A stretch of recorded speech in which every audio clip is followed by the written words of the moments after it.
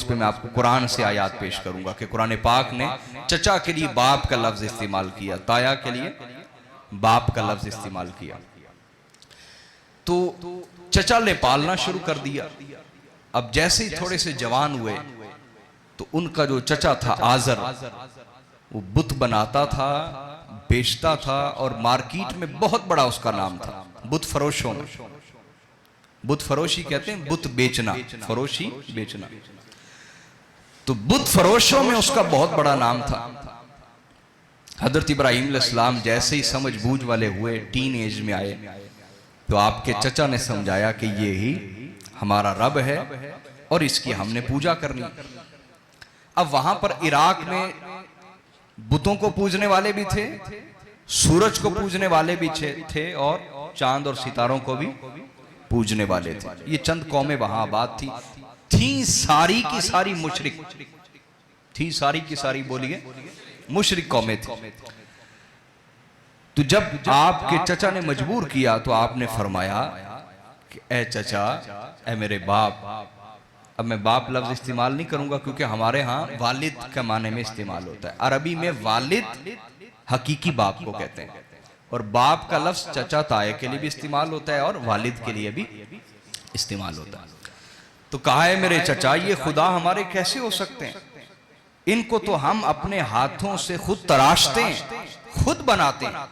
इनसे बेहतर तो हम हैं जो हम इन्हें बनाते हैं। एक अकली दलील है ना, एक लॉजिकली दलील है कि इनसे बेहतर तो हम हैं क्योंकि हम इन्हें बनाते हैं। तो ये हमें क्या देंगे कि हम खुद इन्हें तख्लीक करते हैं, इन्होंने तो हमें तख्लीक नहीं किया। कशमकश चलती रही आपके और आपके चचा के दरमियान। बिल आखिर वो आपकी दलीलों के आगे आजिज आ गया और चुप हो गया, कहा मैं तुम्हारे साथ बहस नहीं कर सकता। अब आपका चचा आपको ले गया जो सूरज को पूजने वाले उनके पास, फिर जो चांद और सितारों को पूजने वाले उनके पास, कि इन्हें दीन सिखाओ, शायद ये तुम्हारा दीन कबूल कर ले। उन दोनों ग्रहों ने भी मेहनत की, सारा दिन मेहनत होती रही। जब रात हुई तो चांद चढ़ आया, तो आपने फरमाया क्या तुम्हारे ख्याल में ये मेरा रब है? तुम इसको कहते हो ये मेरा रब है? अच्छा इसको देखना इसके साथ होता क्या। अब जैसी रात गुजरी, दिन चढ़ा, तो फरमाया वो देखो, जिसको तुम खुदा कहते थे वो गुरूब हो गया, और जो गुरूब हो जाए वो खुदा नहीं हो सकता। जिसको जवाल हो वो खुदा हो सकता, खुदा को जवाल नहीं, अल्लाह को जवाल नहीं। अब जब दिन चढ़ा तो सूरज तुलू हो गया, तो आपने फरमाया हाँ भाई किधर गए? तुम कहते हो ये मेरा खुदा है, अच्छा इसके साथ देखना क्या होता। सारा दिन इंतजार करते रहे, जब वो गुरूब हो गया तो आपने फरमाया तुमने देखा इसको भी जवाल आ गया, ये गुरूब हो गया। जिसको जवाल आ जाए वो खुदा नहीं हो सकता। मैं अपने रब से फरियाद करता हूं, वो मुझे राह हिदायत देगा। मुझे तुम्हारी तरबियत और तुम्हारी हिदायत की कोई हाजत नहीं है, मैं तुमसे जुदा और अलहदा होता हूं। जुदा हो गया अपनी कौम से। अगली उम्र जब पहुंचे तो अल्लाह पाक ने आपकी तरफ वही नाजिल फरमाई। जैसी वही आई तो अब चचा का चूंकि कारोबार था बुत बेचना, बुतों को वो बना के बेचता था मार्केट के अंदर, तो उसने कहा कि मेरे बेटे इब्राहिम आज मैं बहुत बीमार हूं, आज तुम ले जाओ मेरे बुत बेचो, मेरे बुत बेचो। तो आपने उन बुतों को लिया और लंबी लंबी रस्सियां उनके गले में डाल ली।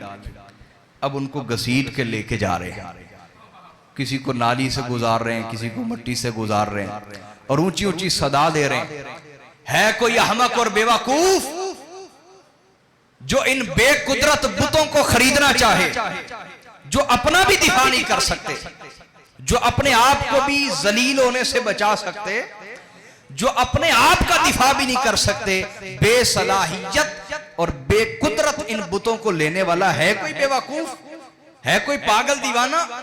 अब ये सदा लगाते चले जा रहे हैं और वो पूरी मार्केट जो है ही बुतों को पूजने वाली, उनको एक दचका लगा रहे हैं। सबको दचका तो लग रहा है ना, सबको जवाब तो नहीं दे सकते हजरत इब्राहिम का।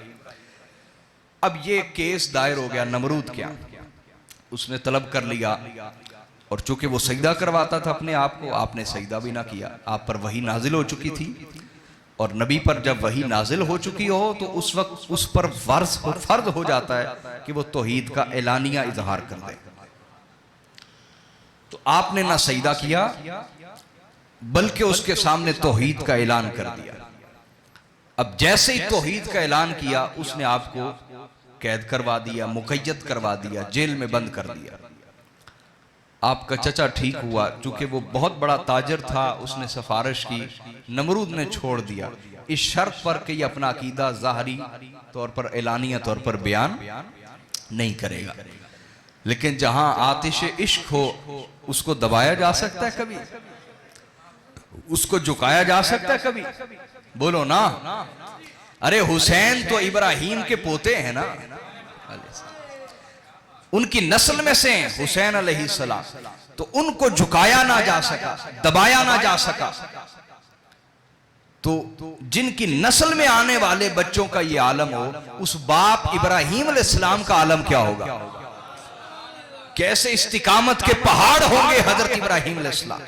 इसका तो अंदाजा यहां से लगाया जा सकता है कि अल्लाह ने एक फर्दे वाहिद को फरमाया कि इब्राहिम देखने में एक हस्ती थे, फर्दे वाहिद थे, एक इंडिविजुअल पर्सनैलिटी थी, एक शख्सियत थे, लेकिन हकीकत में वो एक पूरी उम्मत है। हकीकत में वो पूरी, बोलिए, उम्मत है।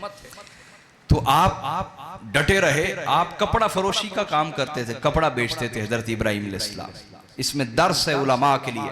अगर चाहते हो तुम्हें हुर्रियत फिक्र की नेमत मिले, हुर्रियत, आजादी, फिक्र, सोचने और गौर व फिक्र की सलाहियत, तुम्हें हुर्रियत फिक्र मिली रहे, तुम्हारी गौर व फिक्र पर किसी की पाबंदी ना हो, तो तुम्हें किसी का एहसान नहीं लेना चाहिए माली तौर पर। आज जब मदरसे इन सियासतदानों से चंदा मांगते हैं तो वहां पढ़ने वाले बच्चे कभी हुर्रियत फिक्र रखने वाले नहीं बनते। अल्लामा इकबाल ने कहा था, गला तो घोंट दिया अहले मदरसा ने तेरा, कहां से आए सदा ला इलाहा इल्लल्लाह। इन मदरसे वालों ने तेरा गला घोंट दिया। ये वक्त के बादशाहों से, वजीरों से, हुक्मरानों से, मालदारों से जब चंदा मांगते हैं तो तुम्हें कहते हैं कि तुमने इनके खिलाफ नहीं बोलना, ये जो मर्जी अंधेर नगरी मचाते रहे, तुमने इनके खिलाफ नहीं बोलना। और यही आज देखें, जो मदरसे लेते हैं बाकायदा फंडिंग लेते हैं, बाकायदा पैसा लेते हैं, और बहुत सारे तो बाहर से पैसा लेते हैं। कईयों को सऊदी अरब से अरबों डॉलर्स आते हैं, वो कभी सऊदिया के गलत कामों के खिलाफ बोलेंगे? सऊदी अरब में जो गलत काम हो जाए वो कभी नहीं बोलेंगे। कोई बोलने लगेगा तो वो एक सियासी पैंतरा बदलेंगे और कहेंगे हरमैन शरीफैन के खिलाफ बोल रहा है। वाह वाह। वहां हरमैन शरीफैन में रहने वाले जो जुल्म भी करें, वो जुल्म हरमैन शरीफैन की इज्जत की वजह से ढका छुपा रहेगा। ये उनकी फंडिंग बोलती है, ये उनका पैसा बोलता है। मेरी बात समझ रहे क्या नहीं? इसी तरह बहुत सारे मदारिस लेते हैं। अल्हम्दुलिल्लाह, मैं जिस जामिया से पढ़ा हूं, यूनिवर्सिटी से पढ़ा हूं, तो मेरे उस्ताद मोहतरम ने जब आगाज किया उस जामिया का, तो एक बहुत बड़े शख्सियत हैं, इस वक्त तो वो हुकूमत के अंदर हैं, बहुत बड़े ओहदे पे, मैं उनका नाम नहीं लेना चाहूंगा। तो वो शाम के वक्त बहुत सारे बकरे लेके आ गए मेरे उस्ताद मोहतरम के पास। उन्होंने पूछा ये क्या है? कहा जी ये सदके के बकरे। कहा वो किसके लिए? कहा ये जो तालिब इल्म पढ़ते हैं आप क्या, उनके लिए। तो उस्ताद मोहतरम ने फरमाया कि ये सदके के बकरे तुम अपनी औलाद को खिलाना पसंद करोगे? बोलो ना। उसने कहा जी नहीं। तो कहा ये मेरे पास आई है बच्चे, मैं इनको इज्जत के साथ रोटी खिला सका तो इदारा खोले रखूंगा, ना खिला सका उसी दिन बंद कर दूंगा। मैं इन बच्चों के लहू के अंदर सियासतदानों का एहसान शामिल नहीं करना चाहता। जिन बच्चों के लहू में इन दुनिया के करप्ट लोगों का एहसान शामिल हो जाए, वो कभी जुल्म के खिलाफ खड़े नहीं हो पाते।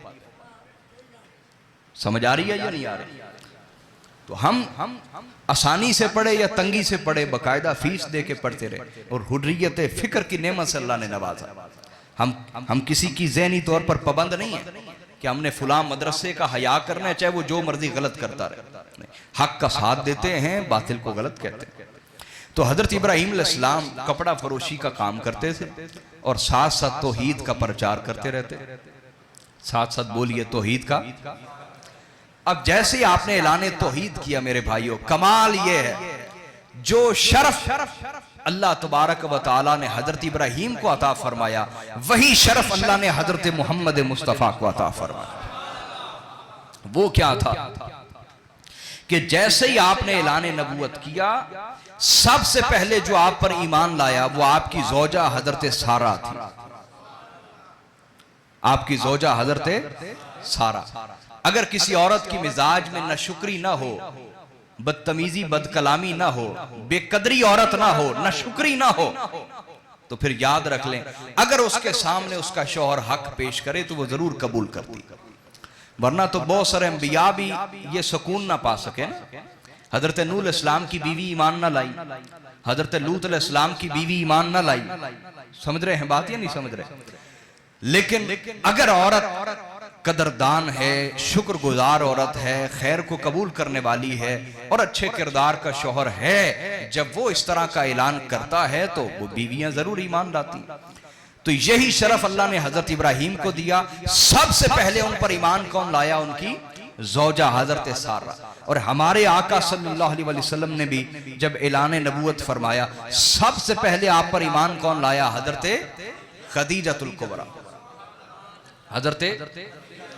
अब दूसरे नंबर पर जो ईमान लाया, मुज़क्कर और मुअन्नस की कैद निकाल कर, बाज लोग कहते हैं मुज़क्कर में ये ईमान लाया, मुअन्नस में ये ईमान लाया, बच्चों में ये ईमान लाया, गुलामों में ये ईमान लाया। मैं ये सारी कैदें तोड़ के बता रहा हूँ फर्स्ट सेकंड कौन ईमान लाया। तो हजरत इब्राहीम अलैहिस्सलाम पर दूसरा शख्स जो ईमान लाया वो आपके भतीजे हजरत लूत अलैहिस्सलाम थे। आपके भतीजे रिश्ते में क्या बोले? हजरत लूत अलैहिस्सलाम आपके भतीजे। और इधर नबी अलैहिस्सलाम ने जैसे ऐलान नबूवत फरमाया, दूसरे नंबर पर जो ईमान लाए वो आपके चचाजाद भाई हजरत मौला अली अल मुर्तजा है। अब देखो बाहर के लोग ईमान ले आए, ये इतने कमाल की बात नहीं होती।